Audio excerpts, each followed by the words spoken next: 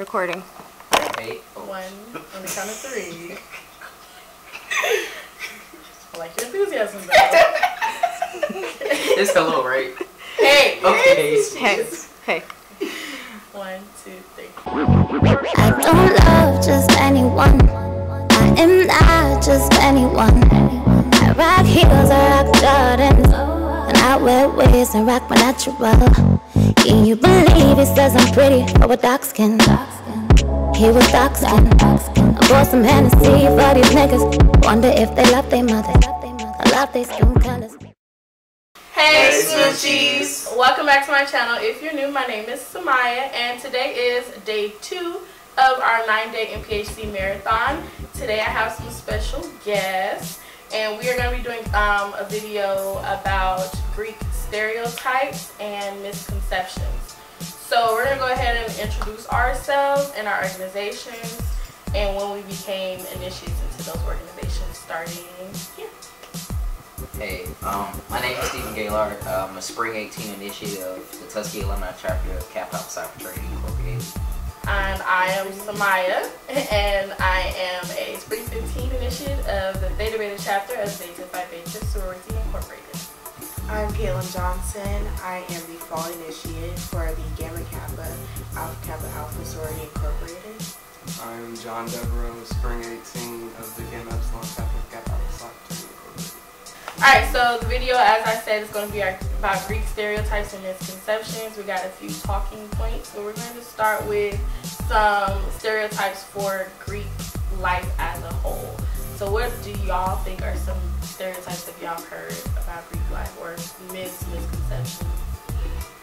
Honestly, that we're kind of stuck up in that, you know, we feel like we're better than everybody else. That's one of the biggest stereotypes that I've one heard too. All the time. Yeah, I heard that one. I think another one is that we're like satanic or like anti-Christian, like cult-like. I've heard that one as well. Yeah, I heard that we're like all the same, especially when it comes to different sororities and fraternities. Like all the kids are the exact same. Like you have a specific stereotype for them, and then like who they can mix with and everything. Like you either hang out with a certain fraternity or sorority. People also say you change after you come. No. Don't think so. That's all. Yeah, I agree. So back to what you were saying. What was yours that you said? Well, they say like we're uppity or they think we're better than everybody else. Okay, yeah, I think that where that stereotype or myth may have come from is from people who may have like once been interested in those organizations, and because they're organizations that don't really accept everyone, they kind of choose people based off of like your credentials and among other things, that it can seem like it's a elite type of society because it's not accepting of everyone, and so that stereotype may have come about from that. What y'all think? Yeah, that is one thing too, but I know one thing I can say about that is like, even like once, you know, I became a Kappa in Spring 18, I mean, I pretty much stayed the same. I wasn't up, I treat everybody the same way, you know, like, you know, the old saying of don't let the letters make you make the letters. So I kind of like live by that. I don't treat anybody differently. I don't, you know, hold myself any higher with it. It's like, hey, I'm a part of this organization, I do work for it, but I'm still the same group of me, so. Yeah, I agree. I don't think anybody on this couch has changed since they become members of the orgs. To be honest, they all the same. We've all known each other before we became members of the D9 too, so there's that. But yeah, I don't think anybody has changed. It shouldn't change you, but help make you a better person. You shouldn't be a changed person as far as your personality, how you treat others, but should better improve you to treat others even better, to help uplift them in any way you can, to like do a lot more community service, because now you're representing an even bigger organization than just yourself. Yeah, it should just highlight and enhance who you already were as a person. And if it enhances the bad parts of you, that's probably kind of who you were as a person beforehand. Definitely. Yeah. No lie. As far as the religious standpoint, I definitely think it is possible to be a Christian and be a part of these organizations as well. I'm not really sure where that myth has come from, but that is a common misconception actually, like about religion and how that plays a role in Greek letter organizations. Y'all ready to add to that? Well, I guess with that saying, people don't understand that with Greek letters, it is just a Greek letter organization and not just Greek everything, because with Greek mythology and Greek religion, you do have a lot more gods, so people may be believing that because you are joining a Greek letter organization, then you are then becoming a part of their religion, a part of their everything, their culture. That makes sense. I never really thought about that. People also come and worship the prayer after they get in, because it's just like, oh yeah, we got a letter, you get to do this, that, and third, even though you can do it beforehand, it's just, you didn't have the confidence. No. Or, like I said, you can touch on that too. Like I said, it comes off like a lot of ignorance or whatever, because, like I said, people don't know about it, so they automatically assume, okay, hey, they're over there doing that.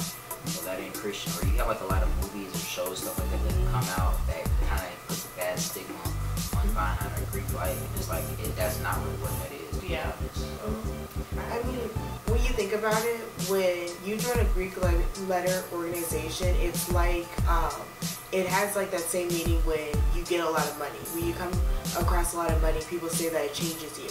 It only enhances your already inner character, your already inner personality. So when you, or if you become an even worse person, you go out, you become ignorant, you drop everyone who you think is below you, that was already within your personality, that was already within your character. But if you go out, you become a better person, you help to strive and give back to others, you do a lot more community service, you have a positive impact in your community and a positive look on your organization, that was already within your character. So it's not the Greek letters that change you, it just shows your true character, just like with money. Okay, what about the misconception of buying your friends? Like, have y'all heard that one? Like, where they say that you join the fraternity sorority to buy friends? Oh, so with that, I would say it's up to you if you feel like you bought your friends or not. You decide on the relationship you decide to have with your brothers and your sisters. So if you want them to be close with you, you gotta spend time with them and everything like that. If not, then you just have them there, just have your back every once in a while. like even going off of what John said, me being a part of like an alumni chapter, I'm one of the younger members of the chapter, so a lot of them are a lot older, and I would not have thought that, hey, I'd be friends with them, but I, basically attending meetings during the community service, just hanging out with them, I realized there's some pretty cool cats or whatever. I got a lot of life advice from them, and found a lot of different things that we had in common that I didn't know, or even, like I said, with John him being the undergraduate chapter in this area, even a bunch of them who I'd never seen or met before, but us just from a campus and hanging out, getting to know each other, we realized, dang, we have like a lot in common. And you wouldn't, like, I can say one thing, that is one thing I took from campus, just like some of the friendships I made that I otherwise wouldn't have been able to make from them. So yeah, I don't think that you buy your friends, but I definitely think that a lot of times these organizations put you in a position to network and meet people that you might not have had access to before or even have known about before. So in a way, it's a benefit to that, and yes, you pay membership dues, but it's not necessarily, you're not paying membership dues to buy the friends. You're paying membership dues for a lot of other things, but it's not for the friends or the relationships that you build. That's, like they said, it's a choice. You can join these organizations and completely be an outcast and not talk to anybody, not be friends with anyone, not even attend meetings or go to outings or anything like that, and just be a member. That's very possible. So they didn't buy their friends. It's an effort and it's a choice to make. Like, if you want those relationships, I feel like most of us went into joining these organizations with the idea of, we want to be part of these organizations, but yes, we also want to build these relationships with people within the organizations as well. All right, well, let's move on to like specific stereotypes of organizations. Let's start from the first. All right, so what do y'all think is some stereotypes or misconceptions, rather, about AKAs. They never text back. They never text back. Yeah, I heard that one. They're uppity, acidity. You gotta have money. You gotta have money. Yeah, I heard that one too. Well, I text back, so She does. that's already cut off. I'm only uppity when I want to be, but I am, like, when people get to know me, like, at first people sometimes think that I'm a certain way, like uppity or sarcastic or just like shallow, but when they get to know me, they know that I'm a more deep person, that I can think a lot about what others may not, or what they might not commonly think about. So I try not to be that type of stereotype.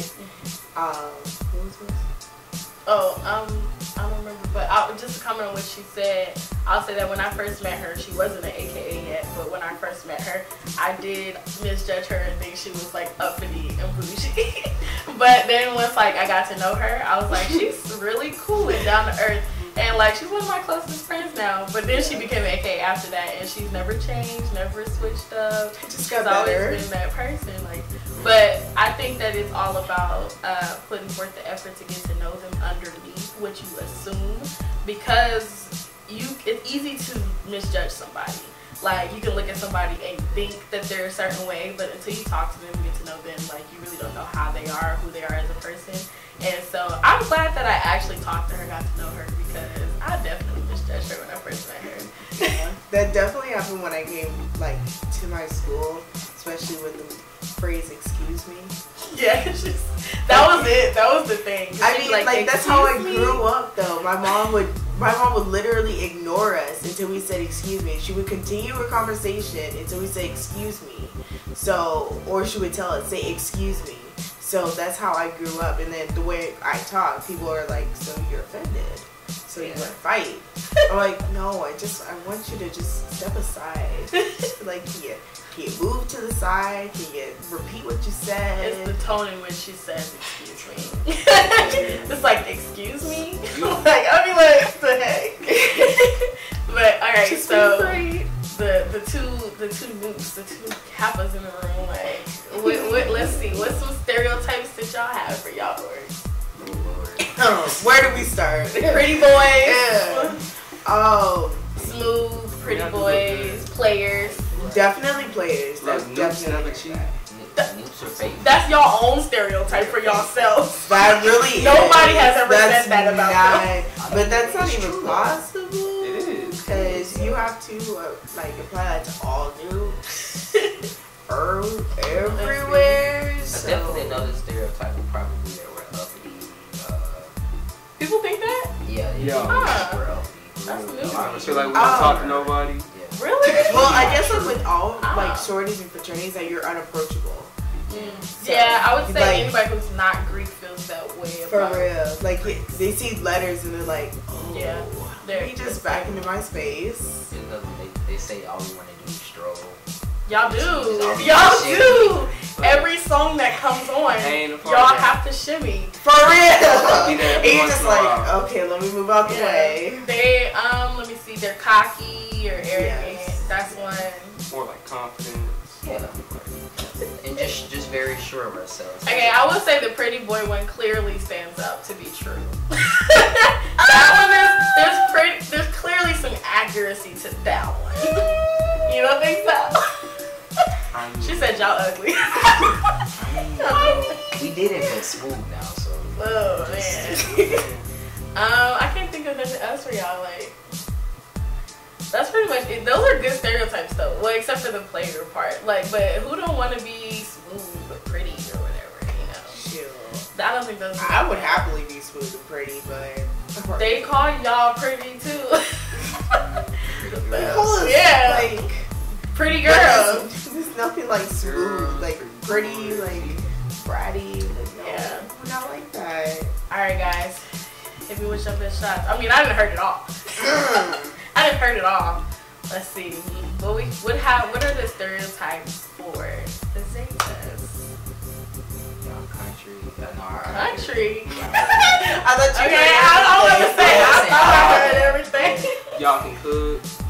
Yeah, we can cook. She can definitely plump. cook. Oh, I can definitely cook. That's some accuracy. You to plump. that. I am plump. You are. I'm a machine. You're thick. But But little accuracy to that one. Not really, because I have many swords that are very Kelly. fit. Yeah, Kelly Kelly. is super fit. But even like other swords I know like are really fit and stuff. So that one's not really.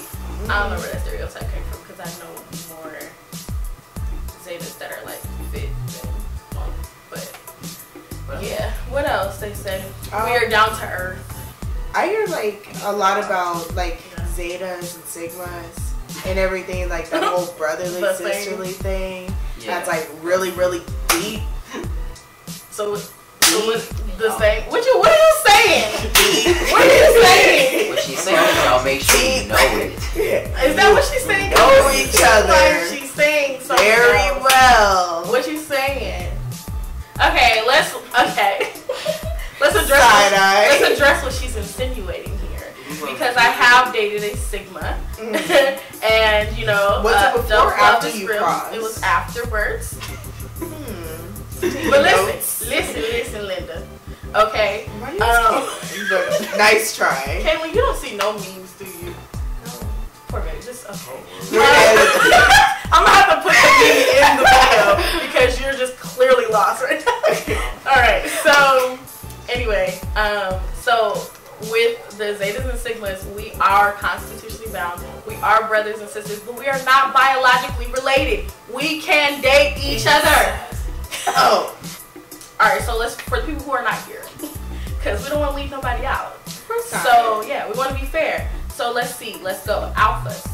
What are some stereotypes about alphas? That they only care about the AKs. I I really can't. I hear that they only care about the deltas. It's a lot of different. It depends But- on the campus. I heard some of them say like they're uppity or like they look down on people, but I know a lot of that. Businessmen, Yeah, I hear that. When that's they're businessmen, definitely- They're always in like suits and stuff. Yeah. I mean, type Yeah, pants. type That's pants. it. Precision. They always are precise. They always. I'll give are them that. precision and stuff. I don't know. That's all I can think of as far as like their stereotypes that they have. I mean, personally, I don't really know too many alphas. I've been busy working and doing all that stuff, so I don't really have time to go out and like have fun with my swords when they go out and hang out with the alphas. My grandfather was an alpha though. He was actually the president of the Tuskegee chapter back in 1951. But he actually he married a Delta, which is my grandmother. What I said. But his granddaughter, his favorite granddaughter, is an AK, so it's some love. He doesn't know yet, but He doesn't know yet? Wow. Probably doesn't know. Wow. Okay. All right. So let's see. The omegas, the Qs. Oh, the nasty. That was what I was gonna say. Nasty. They're nasty. Notoriously, they're nasty, rude or disrespectful. Ooh, good chicken. Their chicken Also is really that they're good, actually. promiscuous, too. Promiscuous. Yeah. I don't know. Dogs. I mean, we're trying Dogs. to But, like, get rid of but that's not the case though. They're always like These are the pretty down to stereotypes. earth. But Yeah. I was just saying it was gonna sound too bad. What is it? So like they stay in school for like forever. Oh, that is a stereotype. That is a stereotype. That's what I'm Crickets, saying. crickets, Look, crickets. all my stereotypes have been bad. So I'm really Look, I mean, but it is one. That is something that I actually heard. Yeah. They're always like restaurant owner, barbecue barbecuers. True. Oh, well, to football talk coaches. about that whole stereotype, my other grandfather's a Q. And he married an AK. But he got out of school in 4 years. He's not, well, he cooks chicken and bacon. He's great at making bacon. But There's no better chicken in life than Q's chicken. I'm sorry. I've never had no chicken to beat Q's chicken. And I'm sorry. but are you Is really? it They cute? do. But it's probably not that great. Oh my gosh. Shade. It's good chicken. Shade. I'm just saying. We ship it while we do it. Dang, y'all shoot me like okay, who we missing? Deltas. Oh, that they're mini AKs. That they're good. That escalated quickly. That did escalate quickly. I was just trying to some run it rough past it. Yeah, I've that heard they some like, rough that riders. they ratchet or hardcore. They always fight and let's see. It's supposed to be thugs. It's true. Yeah, they're actually pretty. They're That's pretty fine. cool. Like, you know, they carry themselves pretty professionally as opposed to what people think they do. My mentor is a Delta, and that's like my when I think of like how I would acknowledge Deltas or think of Deltas, that's my go-to because I think of her like a highlight. So yeah. Or even the ones that I know, they're pretty like I said, down to earth business girls. Of course, Yeah, I would definitely say that they definitely have great GPAs when they're in school. They graduate and go on to good careers and very like they climb to like the top of their careers. They're very like notable people. a lot of them are pretty fine. That's not a stereotype, but thanks for the acknowledgement. For real. All right, let's see who else. SG Rose. SG Rose.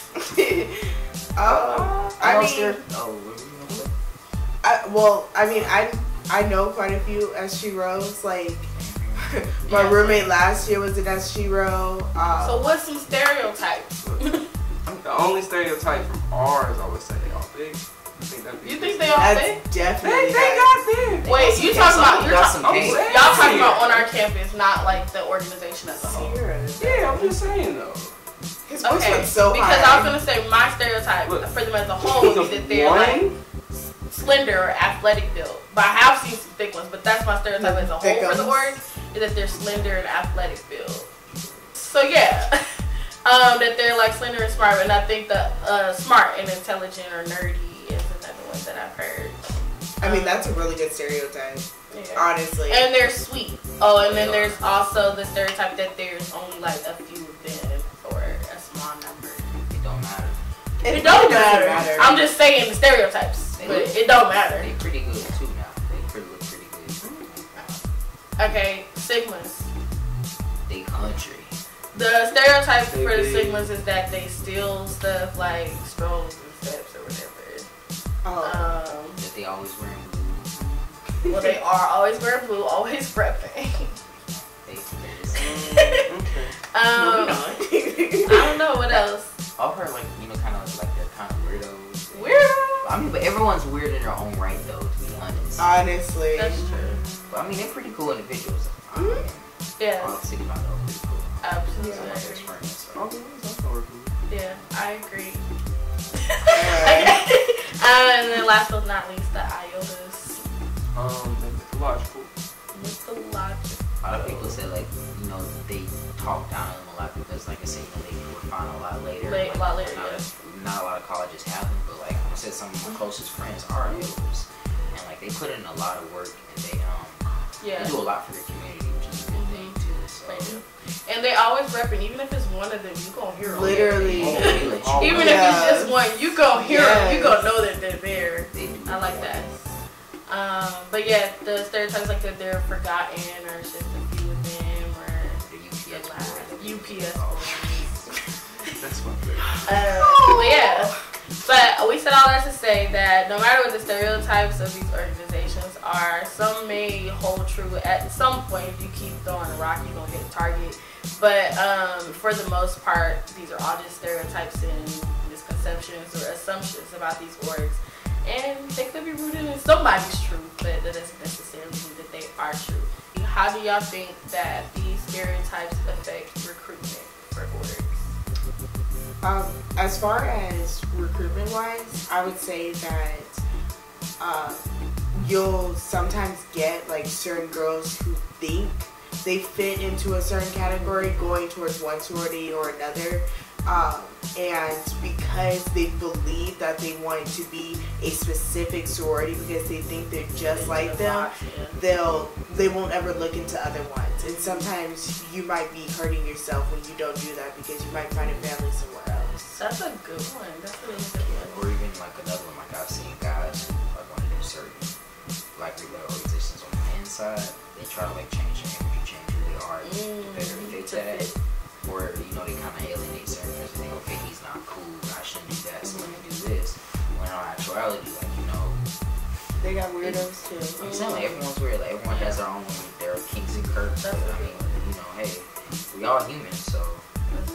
I think also if an org has a negative stereotype that the general public repeatedly hears over and over again, sometimes if they're interested in that org, it will turn them off because they don't want to be associated with that negative stereotype. So they'll then like not be interested. So it could kind of tarnish recruitment to an extent as well. Oh, so stereotypes really just change everything that you can do too. So if you want to go and talk to somebody about it, it's just, oh yeah, does this stereotype exist? That's like the easiest way around that. So that's one way how you can know about your organization on campus. Talk to that one person that you know that's part of it, and they'll let you know all the information.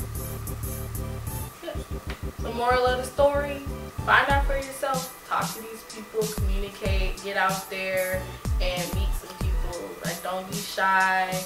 We are not intimidating. We are not, you know, don't make assumptions about who we are as people. Just approach us, talk to us as best as you can, and find out for yourselves. And if someone does fit a stereotype in a negative way that you don't like, that is an individual. It doesn't represent the whole organization, so keep that in mind.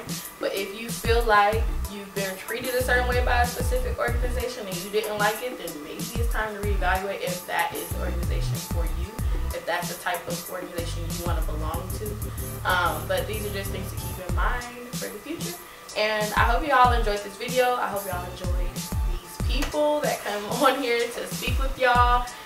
Stay tuned for day 3 and the rest of the Divine 9 NPHC marathon. Make sure you guys give this a thumbs up, like, comment, and subscribe to my channel. Hit the notification bell right next to the subscribe button so you can be notified whenever I post. Make sure that you also check the links in the description box for my social media as well as their social media, and some helpful links for the D9 websites will be in that description box as well. Leave a comment for which y'all want to see next, and we will see y'all in the next video. Switches! Pick it up, pick it up, pick it up, groove. Baby girl, watch how you move. I got them vests on my shoes. I pop a pill and I lose. Wait, speed it up. Look at the diamonds, they eat it up. Every 2 bitches, I beat it up. They thinking I'm wife and